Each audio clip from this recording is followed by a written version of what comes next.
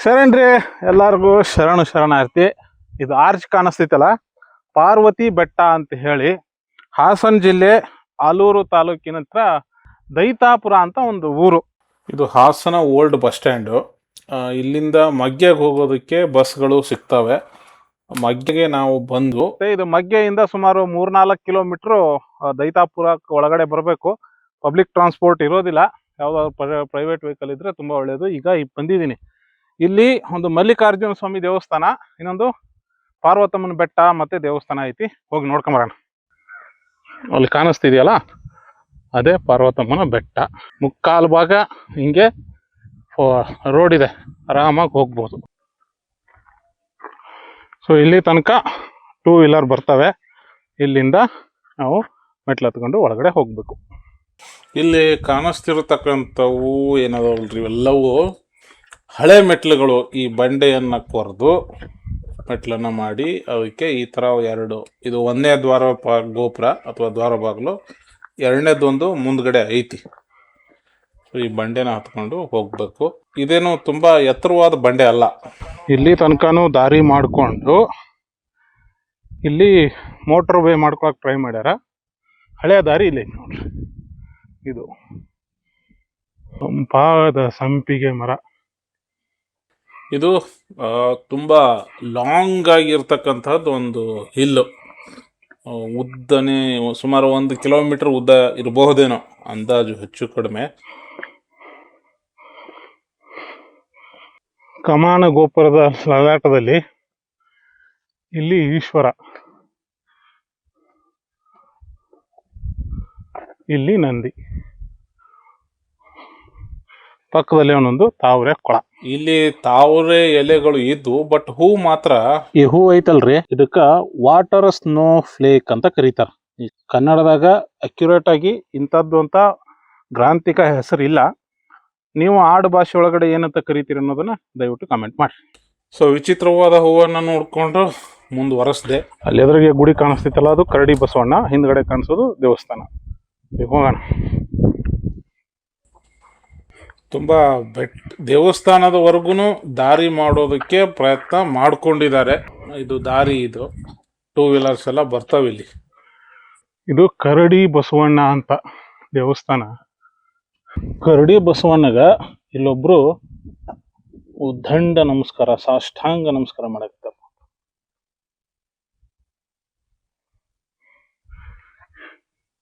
ಇದು ಯಾವುದೋ ಪಾಳ್ಯಗಾರ ಅಥವಾ ರಾಜನದು ಒಬ್ಬ ಶಿಲ್ಪ.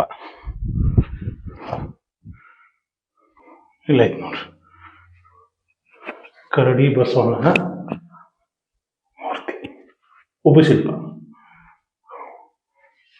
ವಿಗ್ರಹ. ಬಸವಣ್ಣನ ಗುಡಿ ಪಕ್ಕದಾಗ ಇಲ್ಲಿ ಮೆಟ್ಲದಾವ, ಅಲ್ಲಿ ಹತ್ಕೊಂಡು ಹೋಗ್ಬೇಕು ನಾವು ಮೇಲೆ. ಶಿವ ಪಾರ್ವತಿ ಈ ಬೆಟ್ಟಕ್ಕ ಭೇಟಿ ನೀಡಿದ್ರು ಅನ್ನೋ ಕಾರಣಕ್ಕ ಇದನ್ನ ಪಾರ್ವತಿ ಬೆಟ್ಟ ಅಂತ ಕರೀತಾರೆ ಅನ್ನೋದೊಂದು ಮಾಹಿತಿ. ಅಕ್ಯುರೇಟ್ ಆಗಿ ಹಿಂಗೆ ಅಂತ ಹೇಳಕ್ ನನಗೂ ಆಗೋದಿಲ್ಲ.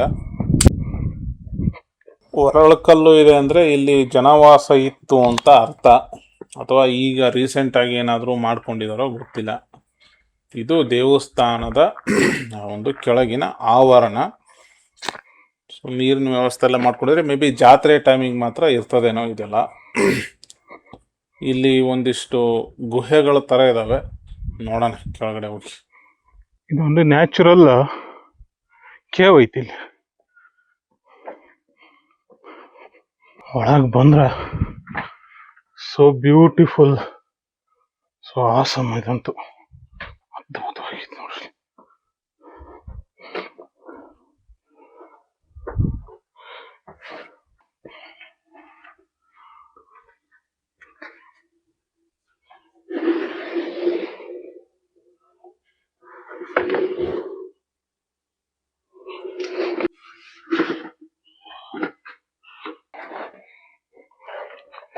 ಇಲ್ಲಂತೂ ರೂಮ ಇದು.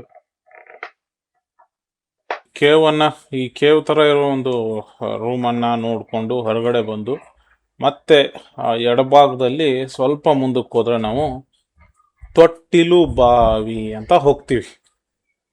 ಸ್ವಲ್ಪ ಡೇಂಜರ್ ಆದಂತಹ ಜಾಗ ಅದು. ಅಲ್ಲಿಂದ ಕೆಳಗೆ ಬಂದ್ರ ಇದು ತೊಟ್ಟಿಲು ಬಾವಿ, ನೀರಿಲ್ಲ. ತೊಟ್ಟಿಲು ಬಾವಿಗೆ ಹೋಗೋದಕ್ಕೆ ಹಿಂಗೆ ಸ್ವಲ್ಪ ಕೆಳಗಡೆ ಇಳಿಬೇಕು. ಸ್ವಲ್ಪ ಇಕ್ಕಟ್ಟಾದಂಥ ಕಡಿದಂಥ ಜಾಗ ಇದು. ತುಂಬ ಹುಷಾರಾಗಿ ಹೋಗ್ಬೇಕಿಲ್ಲಿ. ಈ ಕಡೆಗೆ ಬಿದ್ರೆ ದೊಡ್ಡದೊಂದು ಪ್ರಪಾತ.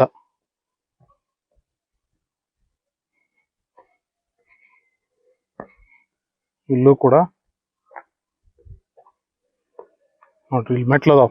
ಅಲ್ಲಿ ಹೋಗಿ ತೊಟ್ಲು ಬಾವಿಗೆ ಹೋಗಕ್ಕ ಈ ಮೆಟ್ಲನ್ನ ಹಿಂಗೆ ಕೇಳೋದು.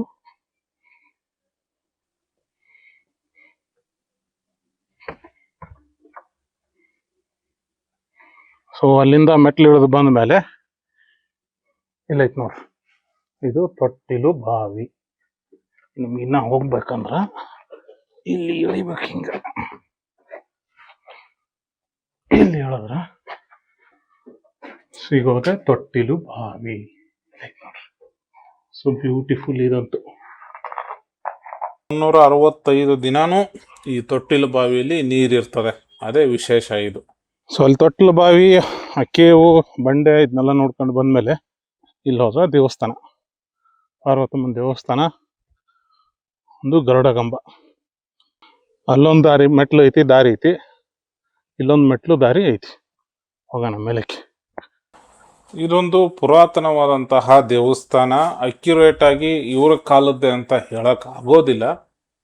ವಾಸ್ತುಶಿಲ್ಪ ರಚನಾ ಶೈಲಿಯನ್ನ ನೋಡಿದ್ರೆ ಚೋಳರ ಕಾಲದ ದೇವಸ್ಥಾನ ಇರಬಹುದು ಅಂತ ಒಂದು ಮಾಹಿತಿ, ಅಂದಾಜು ಹೇಳ್ಬೋದು. ದ್ವಾರಪಾಲಕಿಯರು, ಮೇಲೆ ಲಲಾಟದಲ್ಲಿ ನಂದಿ. ಎಂಟ್ರ್ ಆದ್ರೆ ನಮಗೆ ನೇರವಾಗಿ ಹೋಗೋದೆ ಪಾರ್ವತಮ್ಮನ ದೇವಸ್ಥಾನಕ್ಕೆ. ಮತ್ತೆ ಇದು ಎಡಗಡೆಗೆ ಟರ್ನ್ ಆದ್ರೆ ನಾವು ಮಲ್ಲಿಕಾರ್ಜುನ ಸ್ವಾಮಿ ದೇವಸ್ಥಾನಕ್ಕೆ ಹೋಗ್ತೀವಿ. ಇದು ಮೊದಲು ಸಿಗೋದೆ ಪಾರ್ವತಮ್ಮನ ದೇವಸ್ಥಾನ.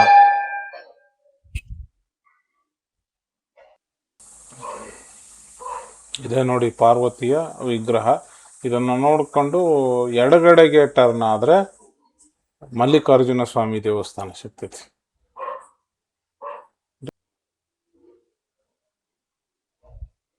ದೇವಸ್ಥಾನ ತುಂಬ ಹಳೇದು. ಈಶ್ವರ ಮತ್ತೆ ನಂದಿ ವಿಗ್ರಹ. ಇಲ್ಲಿನ ಈಶ್ವರಕ್ಕೆ ಕಿವಿ, ಮೂಗು, ಬಾಯಿ ಇದೆ.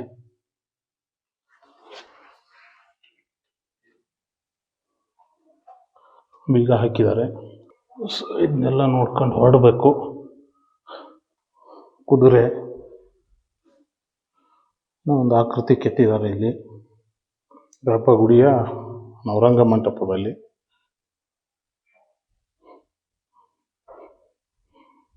ಮುಖ್ಯ ಗುಡಿಯ ಗೋಪುರದ ಹೊರಗಡೆ ಒಂದು ಮಯೂರ, ಮೇಲ್ಗಡೆ ಈಶ್ವರ, ಉಬ್ಬು ಶಿಲ್ಪ ಗೋಡೆ ಮೇಲೆ. ಅಲ್ಲಿ ಹಾವಿದೆ, ಇಲ್ಲೂ ಕೂಡ ಹಾವಿನ ಶಿಲ್ಪವನ್ನು ಕೆತ್ತನೆ ಮಾಡಿದ್ದಾರೆ. ದೇವಸ್ಥಾನದ ಹಿಂಭಾಗಕ್ಕೆ ಬಂದರೆ ಕಾಣಿಸುವಂತಹ ಸುಂದರವಾದ ಪ್ರಕೃತಿ ಸೌಂದರ್ಯ.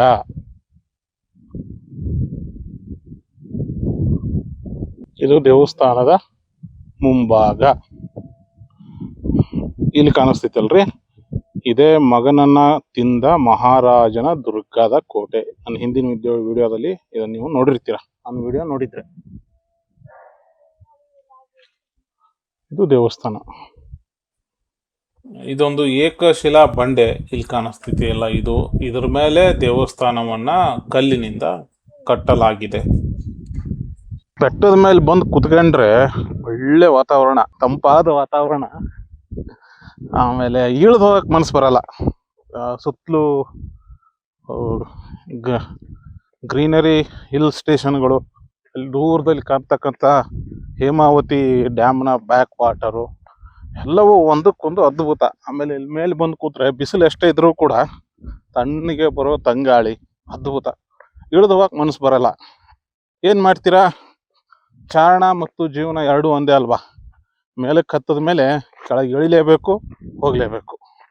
ಆ ಪಾರ್ವತಮ್ಮನ ದೇವಸ್ಥಾನ ನೋಡ್ಕೊಂಡು ಕೆಳಗೆ ಇಳಿದು ಬಂದು ಸ್ವಲ್ಪ ದೂರಕ್ಕೆ ನೋಡಿದ್ರೆ ಇಲ್ಲಿ ಗವಿಸಿದ್ದೇಶ್ವರ ಮಠ ದೇವಸ್ಥಾನ, ಕೆಂಚಮ್ಮ ದೇವಿ, ವೀರಭದ್ರೇಶ್ವರ ಸ್ವಾಮಿ ದೇವಸ್ಥಾನ ಐತಂತ. ಹೋಗಣ್ರಿ.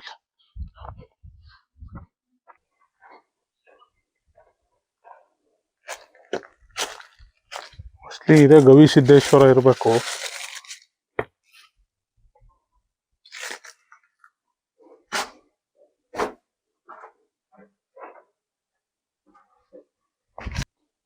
ಇಲ್ಲಿ ಯಾವುದೋ ದೇವಸ್ಥಾನ ಇದೆ ಅಂತ ಬಂದ್ರೆ ಪಾರ್ಟಿ ಮಾಡೋ ಜಾಗ ಇದು ಅಡ್ಡ. ಸೊ ಇಷ್ಟಾತ್ ನೋಡ್ರಿ ಇವತ್ತು ಈ ಪಾರ್ವತಮ್ಮನ ಬೆಟ್ಟದ ಪ್ರವಾಸ ಅಂತ ಹೇಳ್ಬೇಕು. ಫ್ಯಾಮ್ಲಿಗೆ ದಿ ಬೆಸ್ಟ್ ಪ್ಲೇಸ್ ಇದು, ಪಿಕ್ನಿಕ್ಕು, ಒನ್ ಡೇ ಔಟಿಂಗ್ ಹೋಗೋದಕ್ಕೆಲ್ಲ. ಬಟ್ ಕುಡುಕರ ಹಾವಳಿ ತುಂಬ ಜಾಸ್ತಿ ಇದೆ. ಸಂಬಂಧಪಟ್ಟವರು ಕ್ರಮ ತೊಗೊಂಡ್ರೆ ತುಂಬ ಒಳ್ಳೆಯದು.